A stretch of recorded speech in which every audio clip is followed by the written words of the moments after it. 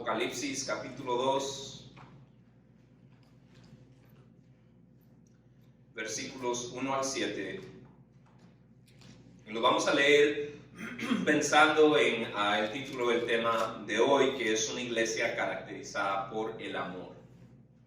Apocalipsis capítulo 2, versículos 1 al 7, que leen de la siguiente manera. Dice: escribe, esto es Jesús hablando al apóstol Juan, le dice: escribe al ángel de la iglesia en Éfeso, el que tiene las 7 estrellas en su diestra, el que anda en medio de los 7 candeleros de oro, dice esto: yo conozco tus obras y tu arduo trabajo y paciencia. Leamos esa frase juntos.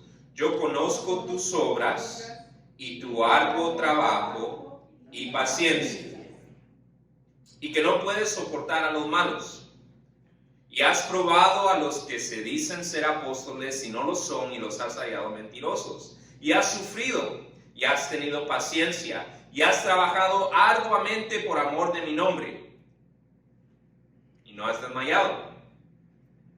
Pero tengo contra ti que has dejado tu primer amor. Recuerda, por tanto, de dónde has caído y arrepiéntete y haz las primeras obras, pues si no, vendré pronto a ti y quitaré tu candelero de su lugar, si no te hubieres arrepentido. Pero tienes esto, que aborreces las obras de los nicolaitas, las cuales yo también aborrezco. El que tiene oído, oiga lo que el Espíritu dice a las iglesias. Al que venciere, le daré de comer del árbol de la vida, el cual está en medio del paraíso de Dios. Una iglesia caracterizada por el amor. Para nuestra reflexión bíblica de hoy, estaremos comenzando, como decía el pastor, una nueva serie de estudios cuyo enfoque es las características de la iglesia que Dios desea. El enfoque de la unidad anterior era acerca del mensaje que Dios desea que prediquemos. Y el enfoque de la próxima serie de temas será la iglesia que Dios desea. Ahora, en el tema pasado, con el pastor, concluimos la serie acerca del mensaje que Dios desea que prediquemos. Y en esa serie de mensajes vimos varias verdades bíblicas acerca del acto de compartir el evangelio. Y una de estas trató con la manera en la cual la conducta del creyente puede servir tanto para facilitar como para impedir la predicación del mensaje. Y es esta enseñanza en particular la que vincula la serie de mensajes que concluimos la semana pasada con la que vamos a empezar hoy. Puesto que si nuestro desenvolvimiento como creyentes puede facilitar, o como bien se dijo hace algunos estudios, si nuestro comportamiento como creyentes puede afirmar o confirmar el mensaje predicado, entonces es razonable que Dios nos haya dejado exhortaciones que traten con lo que Él desea ver en su iglesia. Puesto que si, como vimos en la serie de mensajes pasados, si Dios quiere que todos lleguen al arrepentimiento, es consecuente que Dios haya dejado a aquellos que predican el arrepentimiento un récord escrito de su deseo para el desenvolvimiento del creyente, de modo de alcanzar a la mayor cantidad de personas con un mensaje respaldado por la conducta de aquellos que lo predican. Tal récord está compuesto de varios pasajes a través de la Biblia. Sin embargo, para esta serie de mensajes nos concentraremos en una porción de Apocalipsis que trata el tema de la iglesia que Dios desea de una manera muy directa. Esto es la porción de la revelación de Cristo Jesús al apóstol Juan, conocido como el Apocalipsis, en la que Jesús se dirige a 7 iglesias de importancia estratégica en el área que hoy es conocida como Turquía. Y estas 7 iglesias también sirven como arquetipos, es decir, como patrones, como representantes o como metáforas de las diferentes iglesias que vemos aún en el día de hoy. Y Jesús se refiere a estas 7 iglesias con mensajes específicos. Entonces vamos a ver una porción del libro de Apocalipsis en la cual Jesús se refiere a través del apóstol Juan a 7 iglesias que estaban en un área estratégica de lo que hoy llamamos Turquía, y les da mensajes directos, específicos. Y lo especial acerca de estas iglesias, aparte de su posición estratégica en el Imperio Romano, es que también se pueden considerar representantes de todas las otras iglesias que han existido a partir de eso. El número 7 bíblicamente es un número muchos dicen de perfección, pero también se puede entender como de algo entero, de enteridad, completo. Entonces estas 7 iglesias dan la figura completa de las diferentes manifestaciones de las iglesias que sucedieron después de la resurrección de Cristo Jesús. Es más, una de estas nos puede representar a nosotros actualmente. Entonces, debido a que esta porción es tan directa, es esta porción de la Biblia que vamos a utilizar para estudiar esta idea de la iglesia que Dios desea. Partiendo de ahí, la primera exhortación con la que nos encontramos con la que nos vamos a encontrar mientras estudiamos lo que Dios desea ver en su iglesia, es a que no perdamos de vista el hecho de que debido a la naturaleza colectiva de la iglesia, los temas que estudiaremos tendrán tanto una aplicación al nivel eclesiástico, es decir, al nivel de la congregación, como al nivel individual. En otras palabras, debido a que la iglesia es la expresión colectiva de creyentes individuales, estos temas necesariamente también tendrán aplicaciones individuales. Y cada llamado a la iglesia en estos temas también será un llamado al creyente individualmente. En base a eso, el pasaje de hoy nos expone a la primer característica de la iglesia que Dios desea, que vamos a ver en esta serie de estudios. La primera característica de una iglesia que Dios desea es el amor. La primera característica que vamos a estudiar es que Dios desea ver una iglesia caracterizada por el amor. En otras palabras, la iglesia que Dios desea se caracteriza por el amor, el cual, de acuerdo a este pasaje, la iglesia es llamada a expresar en 2 maneras. En primer lugar, por medio de obras amorosas. Dios desea ver una iglesia caracterizada por el amor y que expresa ese amor a través de, en primer lugar, obras amorosas. En los versículos 1 al 3, un Jesús glorificado y omnisciente, es decir, que conoce todas las obras de la primera iglesia, que es un patrón o un representante de las iglesias que vinieron después de la resurrección de Jesús, la iglesia de Éfeso. Un Jesús glorificado y omnisciente que conoce todas las obras de la iglesia de Éfeso, empieza por hablar bien de las obras que la destacaban. Vayamos a la lectura, versículos 1 al 3, dice, escribe, recuerden, este es Jesús hablando. Si tienen una Biblia con los dichos de Cristo en rojo, van a ver que está en rojo esto. Dice, escribe, Jesús hablando al apóstol Juan, que está teniendo esta visión, escribe al ángel de la iglesia en Éfeso. Ahora, la interpretación de ángel, hay varias. Hay algunos que consideran que es literalmente un ser angelical que estaba cuidando de la iglesia en Éfeso, y bien puede ser, pero también la palabra ángel se refiere a un mensajero. Entonces esto bien puede ser una petición de Jesús, que Jesús le escribiera una carta al pastor de la iglesia en Éfeso. Interesante, ¿eh? Entonces escríbele esto al pastor de la iglesia en Éfeso. Y esto es lo que Jesús quiere que el mensajero, el pastor, el líder de la iglesia en Éfeso escuchara, y sin duda alguna como el mensajero que comunicara a su congregación. Dice el mensaje: el que tiene las 7 estrellas en su diestra, el que anda en medio de los 7 candeleros de oro, dice esto. Ahora aquí tenemos una imagen muy fantástica, ¿no? Alguien que tiene las estrellas en su mano. ¿Quién tiene las estrellas en su mano? Es Dios, es una imagen divina. Entonces Jesús se está refiriendo a sí mismo. Dice, el que tiene las estrellas en su mano, el que anda en medio de los 7 candeleros de oro. Ahora, los 7 candeleros de oro en el libro de Apocalipsis, en este contexto, se refería a las 7 iglesias.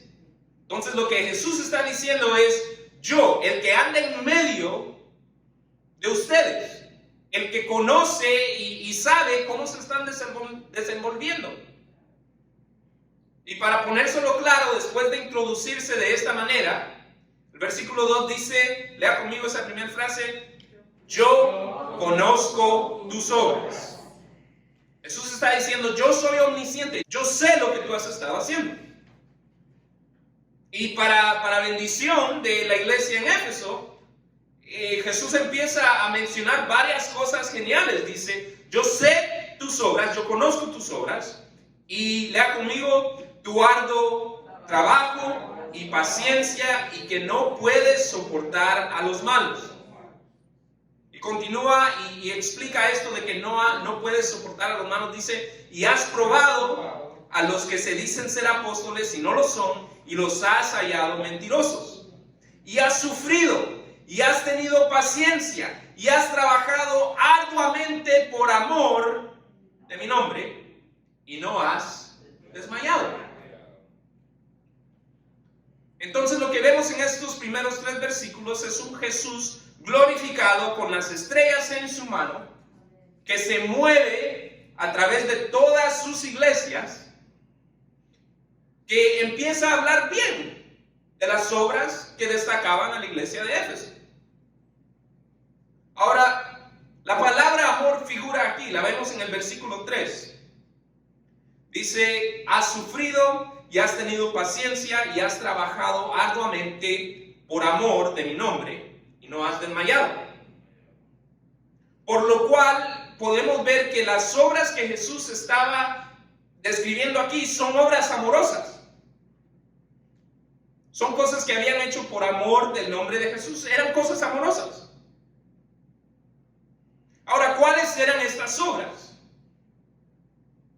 Hay diferentes sugerencias en este sentido, pero varias de ellas identifican 3.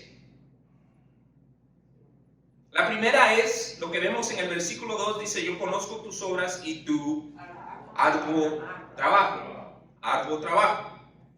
Ahora, esa frase, arduo trabajo, es una frase que en el lenguaje original también es usada para describir lo que los primeros creyentes hacían para traer gloria a Dios y procurar el bien de sus semejantes. Es lo que hoy llamaríamos actos de devoción y obra social. Arduo trabajo se refería a los actos que la primera iglesia, los primeros creyentes, hacían tanto para traer gloria a Dios como para procurar el bienestar de sus semejantes. Actos de devoción y actos de obra social. La ayuda a los huérfanos, la ayuda a las viudas, la ayuda a los hambrientos. Pero también actos de devoción, reuniones de alabanza, reuniones de oración, celebración de la cena del Señor, oración, ayuno, actos de devoción y actos de obra social. En segundo lugar, ¿en qué consistían estas obras? Dice: yo conozco tus obras y tu arduo trabajo. ¿Y qué dice? Paciencia. Y paciencia. Paciencia.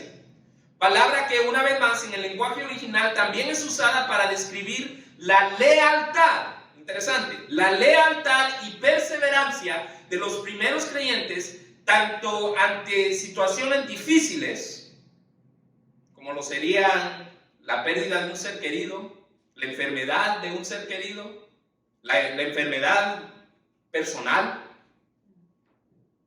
Entonces, tanto ante situaciones difíciles como en manera más específica, la persecución brutal que experimentó la iglesia del primer siglo. Entonces, cuando habla de paciencia, esta frase normalmente es utilizada cuando se habla en el contexto de sufrimiento de la vida o a un sufrimiento ante una persecución brutal. Y en tercer lugar, ¿en qué consistían estas obras? Bueno, tenemos actos de devoción, tenemos actos de obra social, tenemos lealtad y perseverancia entre el sufrimiento de carácter que todos experimentamos, pero también sufrimiento de carácter muy específico, de persecución. Pero ¿en qué más consistían estas obras? La tercera es la que vemos próximamente. Dice, yo conozco tus obras y tu arduo trabajo y paciencia, y lea conmigo la última frase, y que no puedes soportar a los malos. Y después explica un poco más esta frase. Dice, y has probado a los que se dicen ser apóstoles y no lo son, y los has hallado mentirosos. La tercera era la lealtad de la iglesia de Éfeso a la sana doctrina. El versículo 2 describe la lealtad de la iglesia de Éfeso a la sana doctrina, diciendo que no habían soportado a los malos y habían probado a los que se decían ser apóstoles, y a los que no los eran, los habían hallado mentirosos. Y el versículo 6 lo explica un poco más. Dice Jesús, tienes esto es un punto bueno en ti, que aborreces las obras de los nicolaítas, las cuales yo también aborrezco. Los nicolaítas era un grupo que tenía enseñanzas que iban contrarias al evangelio. Ahora, hay muchas sugerencias acerca de cuáles eran estas obras, pero lo que todas estas sugerencias tienen en común era que los nicolaítas enseñaban cosas contrarias al evangelio. Una de ellas era que ellos habían distorsionado el significado de la gracia y decían, bueno, si somos perdonados por gracia y no por obras, entonces hagamos lo que se nos viene en gana. Es algo en contra de lo cual Pablo enseña. Entonces, los nicolaítas tenían enseñanzas que eran destructoras para las personas, eran dañinas. Entonces, Jesús dice, tengo esto acerca de ti, que es un punto bueno, que no has soportado estas enseñanzas, que has probado a los que dicen ser apóstoles y no lo son, y los has hallado mentirosos. Entonces, ¿cuáles son las obras amorosas que Jesús vio en la iglesia de Éfeso? Actos de devoción, actos de obra social, lealtad en medio del sufrimiento y lealtad a la sana doctrina. Ahora, ¿qué aplicación tiene esto para nosotros? Considere las obras por las cuales la iglesia de Éfeso es felicitada. Actos de devoción, arduo trabajo, actos de devoción y obra social. Paciencia, es decir, lealtad en medio del sufrimiento. Lealtad a la sana doctrina. ¿Cuáles de estas observa en nuestra congregación y en usted mismo hoy? ¿Por cuáles de esas nos caracterizaríamos nosotros? Actos de devoción, actos de obra social, lealtad en medio del sufrimiento. Muchos de ustedes han dado testimonio del sufrimiento profundo que han estado experimentando, con pérdida y enfermedad de seres queridos, especialmente durante este tiempo de COVID. Eso es algo que el Señor ve y dice, eso es una obra de amor. El que te mantengas tú leal a la fe, es una obra de amor, es una obra amorosa. ¿Cuáles de estas observamos en nuestra congregación y nosotros mismos? Lealtad a la sana doctrina. También viene la cuestión opuesta, ¿no? ¿Cuáles no vemos en nuestra congregación o en nosotros mismos? Oremos que al ver que la iglesia que Dios desea se caracteriza por obras amorosas como estas, que seamos motivados a tomar o posiblemente a retomar el tipo de prácticas que se podrían clasificar como arduo trabajo, que se podrían clasificar como paciencia, que se podrían clasificar como lealtad a la sana doctrina, actos de devoción, actos de obra social, lealtad y perseverancia ante las dificultades y lealtad a la sana doctrina. En segundo lugar, el pasaje de hoy nos indica que la iglesia de Dios, la iglesia que Dios desea, se caracteriza por el amor, el cual la iglesia es llamada a expresar por medio de, en segundo lugar, motivos amorosos. Entonces, no solamente obras amorosas. Se nos habla mucho de lo que debemos de hacer, ¿no? Pero no solamente obras amorosas, sino motivos amorosos. Esto introduce una idea interesante, que se puede hacer algo amoroso y haber perdido el motivo amoroso para esa acción. En los versículos 4 al 7, este mismo Jesús, omnisciente, presente en medio de sus iglesias, este mismo Jesús glorificado, que conoce todas las obras de Éfeso, revela que también conoce algo más. Algo que esencialmente constituye la segunda manera en que la iglesia es llamada a expresar su amor en estos pasajes. Que no solamente es las obras amorosas, pero motivos amorosos. Vayamos al versículo 4 al 7. Dice, pero tengo contra ti. Tienes obras amorosas, pero tengo contra ti, dice, que has dejado tu primer amor. Recuerda, por tanto, de dónde has caído y arrepiéntete y haz las primeras obras. Pues si no, vendré pronto a ti y quitaré tu candelero de su lugar, si no te hubieres arrepentido. Pero tienes esto, que aborreces las obras de los nicolaitas, las cuales yo también aborrezco. Me llama la atención el estilo de Jesús para exhortar. A algo que es bastante reciente en la pedagogía secular, es decir, en la práctica de la enseñanza secular, es que cuando, y también en la teoría de liderazgo secular, es que cuando se da una exhortación, se empieza diciendo lo positivo, después se dice la recomendación y se vuelve a reiterar lo positivo. Y es exactamente lo que vemos Jesús hacer aquí, mucho antes del desarrollo de estos esquemas y estas ideas que supuestamente son modernos. Jesús empieza diciéndoles, ustedes están haciendo bien esto, pero tengo lo siguiente contra ustedes. Pero después les recuerda, versículo 6, pero tienes esto, que aborreces las obras de los nicolaitas, las cuales yo también aborrezco. Les recuerda. No están haciendo todo mal, pero lo que han perdido es su motivo amoroso, su motivación amorosa. Y cierra con el versículo 7 que dice, el que tiene oído, oiga lo que el Espíritu dice a las iglesias. Me llama la atención también una vez más esa frase característica de Jesús en sus parábolas. Estamos hablando de la parábola del sembrador anteriormente, ¿no? La semana pasada, la parábola del sembrador. Y estas parábolas cierran con el que tenga oídos para oír, que oiga.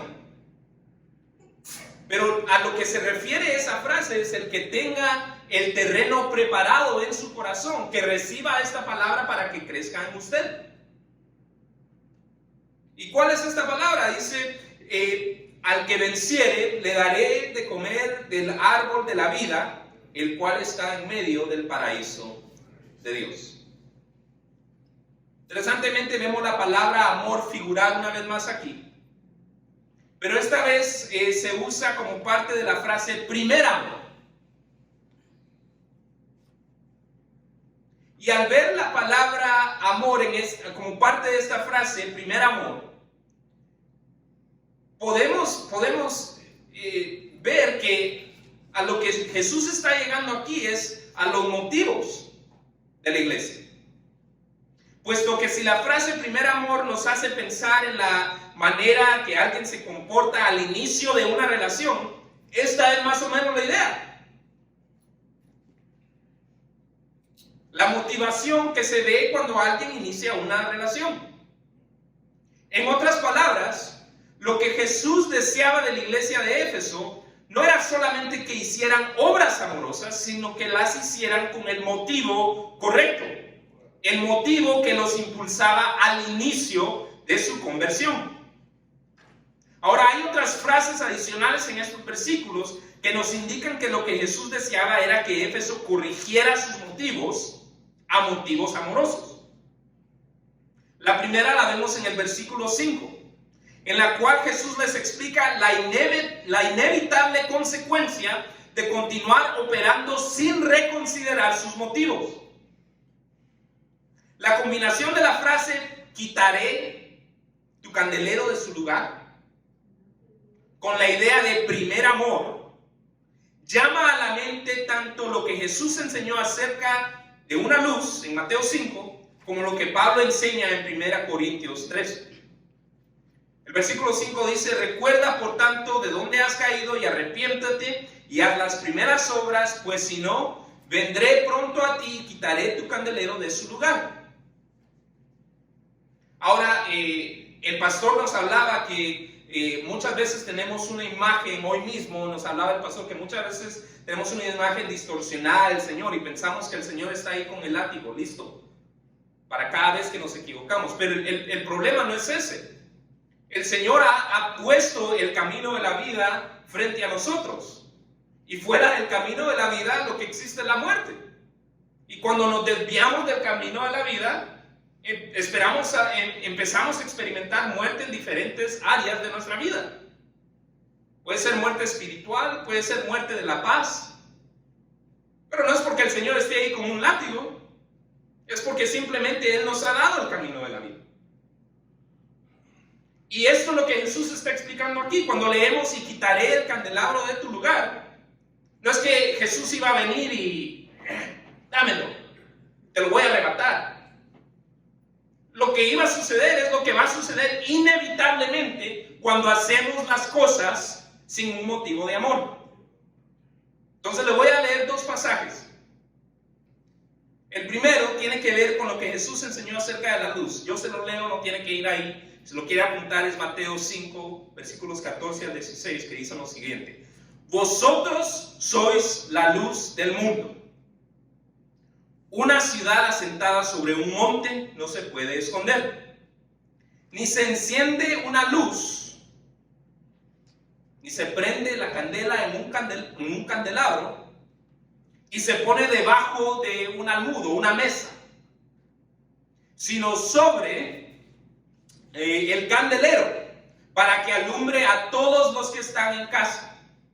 Así alumbre vuestra luz delante de los hombres, para que vean vuestras obras y glorifiquen a vuestro Padre que está en los cielos. Eso fue lo que Jesús enseñó acerca de la luz que va sobre un candelero. Entonces Jesús les está diciendo: voy a quitar el candelero. Y lo que vemos aquí acerca del candelero es que el candelero tiene que ver con las obras que hacen que otros glorifiquen a vuestro Padre que está en el cielo. Ok, dejemos esa idea ahí y ahora miremos la idea del amor, de la cual nos habla Pablo.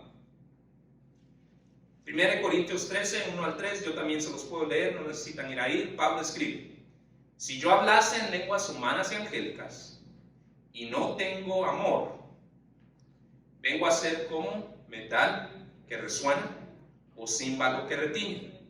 Y si tuviese profecía y entendiese todos los misterios y toda ciencia, y si tuviese toda la fe de tal manera que trasladase los montes, y no tengo amor, nada soy. Y si repartiese todos mis bienes para dar de comer a los pobres, y si entregase mi cuerpo para ser quemado, y no tengo amor, de nada me sirve. Entonces, ¿qué tienen estos estas dos ideas, estos dos pasajes, que tienen estos dos pasajes que ver con la amonestación de Jesús en cuanto a que el candelero de Éfeso iba a ser quitado del lugar. Tomados en conjunto, todas estas ideas nos dicen lo siguiente: a menos de que Éfeso examinara los motivos de sus buenas obras, de su candelero, lo que iba a suceder es que esas buenas obras no iban a hacer nada más que metal que resonara, que címbalo que retiñara, que cosas que no sirvieran para nada. Que eventualmente lo que iba a suceder es que la gente iba a ver las obras y no les iba a impactar en nada porque el motivo era incorrecto. Cesarían de ser la luz del mundo. Sí, se pueden hacer las obras con el motivo equivocado y es interesante, la gente puede percibir el motivo con lo que se hace algo. ¿Ha experimentado eso? El motivo de alguien, aunque le esté haciendo un bien. A veces lo experimentamos en el DMV. Nos están haciendo un bien, nos están renovando la licencia, pero a veces el motivo tal vez no es muy amoroso. También lo hemos hecho nosotros mismos. Y la gente puede percibir eso. Y lo que causa eso es que esa obra de servicio o de amor se torne en algo que no alumbra. A eso se refería Jesús con decirles: regresen a su primer amor o su candelero va a ser quitado. Van a tratar de alumbrar con obras que realmente no van a alumbrar nada. Ahora, la siguiente frase que nos indica que lo que Jesús deseaba era que Éfeso corrigiera sus motivos amorosos está en el versículo 7, el cual le recuerda a Éfeso lo que les esperaba. Entonces Jesús los amonesta y después vuelve al versículo 7 y le dice: el que tiene oído, oiga lo que el Espíritu dice a las iglesias. Mire qué bendición la que le recuerda Jesús a ellos. Al que venciere. Tenemos victoria en Cristo, ¿no? Esto es a todo redimido. Al que ha puesto su fe en Jesús. Al que venciere. El que ha puesto su fe en Jesús tiene victoria en Cristo. Entonces esto es para los redimidos. Esto era para la iglesia de Éfeso. Él les dice: no se olviden. Ustedes que han vencido, a ustedes les daré de comer del árbol de la vida, el cual está en medio del paraíso de Dios, y del cual estaban ustedes destituidos antes de su salvación. Miren, al incluir este recordatorio de la escena final, justamente después de amonestarlos acerca de su motivación, es como que Jesús les estuviera diciendo: no se olviden de la razón por la cual ustedes me aman. No se olviden de la razón por la cual ustedes me aman. Ustedes me aman porque les di la victoria, porque les di acceso al árbol de la vida, del cual van a comer a mi lado, sin merecerlo, del cual ustedes estaban destituidos. No se olviden de la razón por la cual me aman. Me aman porque yo los amé primero y me entregué por ustedes, de modo que al creer en mí, ustedes tuvieran acceso al perdón de pecados, al árbol de la vida y a la vida eterna conmigo. Ahora, ¿cuál es la aplicación? ¿Se ha puesto a pensar cómo es posible que la iglesia de Éfeso haya perdido de vista su amor a Jesús como el motivo de sus obras amorosas? ¿Cómo es que sucede eso? Para entender mejor esta idea, uno de los comentadores de este pasaje ofrece una anécdota que él vivió en su congregación. Él cuenta que hace algunos años llegó a la fe un caballero y como resultado empezó a servir en varias capacidades en la congregación. El hombre era benigno y el comentador dice que el hombre desarrolló un corazón de oro para servir, prefiriendo servir sin darse a conocer. Sin embargo, después de varios meses, el semblante de este nuevo hermano y su actitud comenzaron a cambiar. Y aunque continuaba sirviendo, parecía que esto ya no le traía el mismo gozo que antes. Al suceder esto, el comentador, el pastor que escribe y cuenta esta anécdota, en una ocasión tuvo la oportunidad de tener una conversación con este hermano para decirle el pastor al hermano lo mucho que el pastor apreciaba su servicio a la congregación. Algo a lo cual este hermano respondió confesando que al convertirse él servía por su amor a Jesús, pero con el tiempo comenzó a servir pensando que lo tenía que hacer, porque si él no lo hacía, no lo iba a hacer nadie más. Sus actos de servicio por amor a Jesús se habían convertido esencialmente en una serie más de quehaceres para este hermano. Al conversar más con él, el pastor y comentador de este pasaje que cuenta esta anécdota notó más y más que en efecto este hermano no estaba disgustado porque no le habían dado reconocimiento.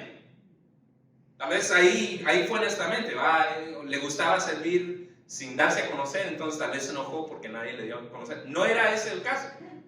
El caso era que él simplemente había perdido de vista su primer amor. Lo que estaba haciendo lo hacía por un sentir de deber, no de un querer, es decir, no como respuesta amorosa al amor de Jesús por él. Partiendo de ahí, la pregunta de reflexión para nosotros es la siguiente: ¿por qué hacemos las obras amorosas que hacemos? ¿Será posible que tenemos que reconsiderar nuestra motivación para alguna de nuestras obras amorosas? ¿Será posible que esta tal vez es la raíz de la razón por las cuales varias congregaciones han experimentado una baja en sus asistencias?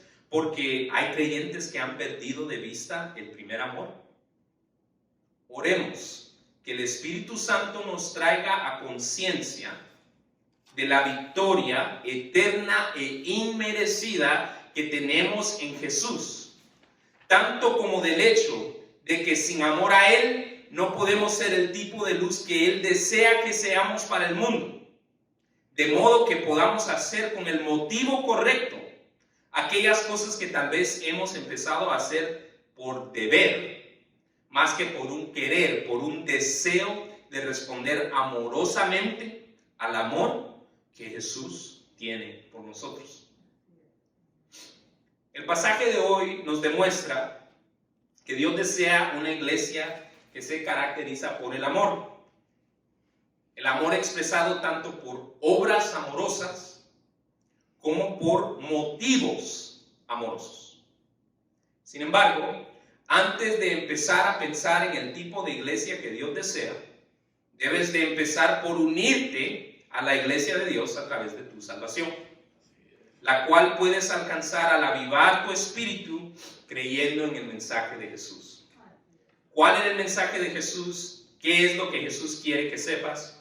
Jesús quiere que sepas que Dios desea una relación personal contigo, pero debido a que Él es santo, tus pecados, sea que tú estés consciente de la manera en que has fallado o no, te han mantenido separado de Dios. Y al menos de que te sean perdonados, te van a mantener lejos de Él y lejos de la realización personal por la eternidad, debido a que la misma santidad de Dios te imposibilita obtener el perdón de pecados por tus propios esfuerzos.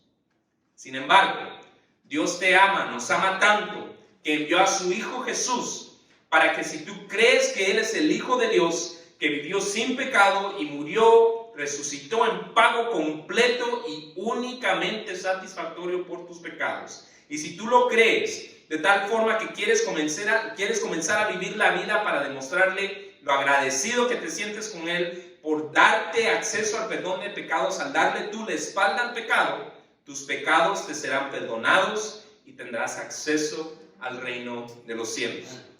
Por esta razón, si hoy deseas confesar por primera vez que crees que Jesús es el Hijo de Dios, que vivió sin pecado, murió y resucitó en pago completo y únicamente satisfactorio por tus pecados, y que lo crees de tal forma que quieres comenzar a vivir la vida para demostrarle lo agradecido que te sientes con Él al darle tú la espalda al pecado, yo te invito a que cierres tus ojos, que ores al Señor, confesando tu fe en Jesús, en su obra, y pidiéndole perdón por tus pecados y dedicando tu vida a Él.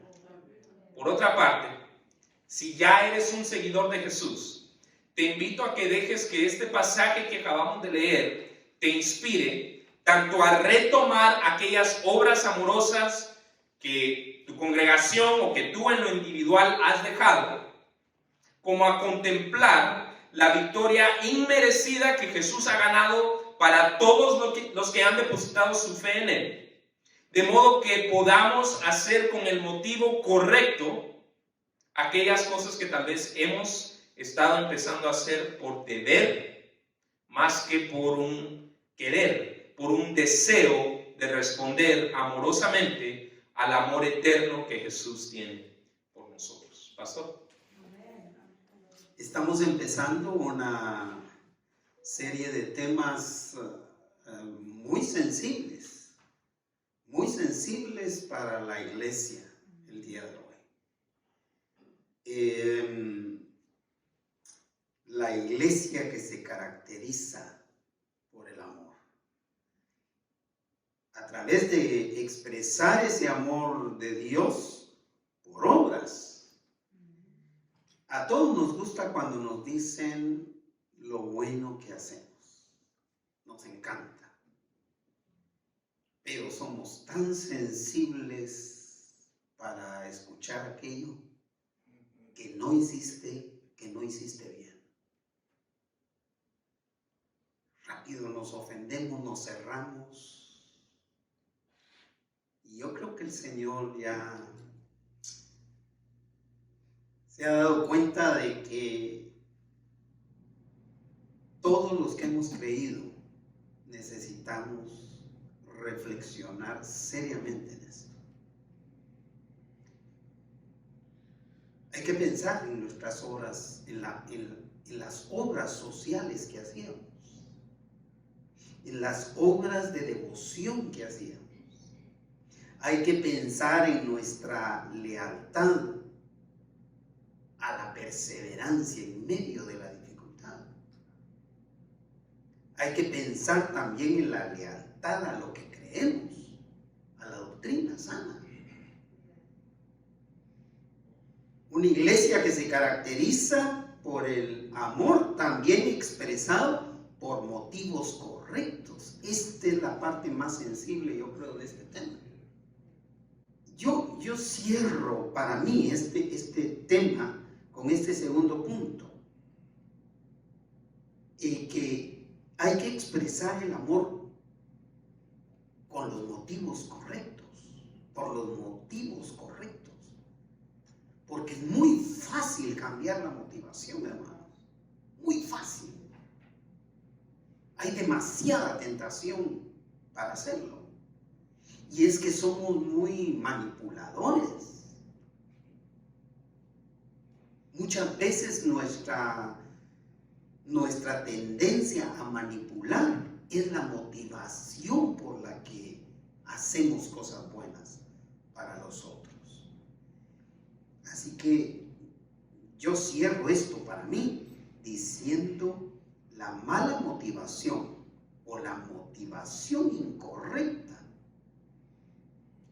mata nuestras buenas obras, destruye nuestras buenas obras. Y aquí puedo pensar en muchos, aquí puedo pensar en mucha gente. Por eso hacemos bien el protocolo, hermano Víctor. El hermano Víctor habla mucho del protocolo al respecto de la iglesia y al respecto de lo que yo digo. Pero el protocolo para bendecir a alguien que está en necesidad es hacerlo a través de la iglesia. Que la persona que está recibiendo eso, ese es el problema que tenemos. Cuando recibimos algo directamente de la mano de alguien, nos sentimos comprometidos. Por eso el protocolo de nuestra congregación, como de muchas otras congregaciones bautistas del sur que yo conozca, es ese. Si usted va a hacer llegar una ofrenda a alguien, hágalo a través de la congregación. La congregación se lo va a hacer llegar. Y esa persona jamás va a estar comprometida con usted. Porque usted no está tratando de comprar a la gente. La lealtad de la gente. Desafortunadamente tenemos ese problema. Bueno, la motivación no es para que ofrende o para que diezme, sino que la motivación es el amor del Señor a un hermano o hermana que está necesitado. Y ese debe ser nuestro cuidado a este respecto. Yo bendigo al Señor. Yo he recibido ofrendas de diferente hermano en diferente tiempo, pero déjeme decirle, jamás me he sentido comprometido. Gloria al Señor. Jamás. Lo que quiero decir con esto, mis hermanos, es que tenemos que cuidar la motivación con la que hacemos las cosas, en todo sentido. Cuando ofrendamos, cuando contribuimos para alguien, cuando hacemos algo en la casa del Señor, ¿cuál es la motivación con la que hacemos las cosas? ¿Para que nos hereden? ¿Para que nos dejen? Empezamos con el pie izquierdo. Empezamos mal. Tenemos que cuidar de nuestra motivación. Que lo hagamos para demostrar el amor del Señor.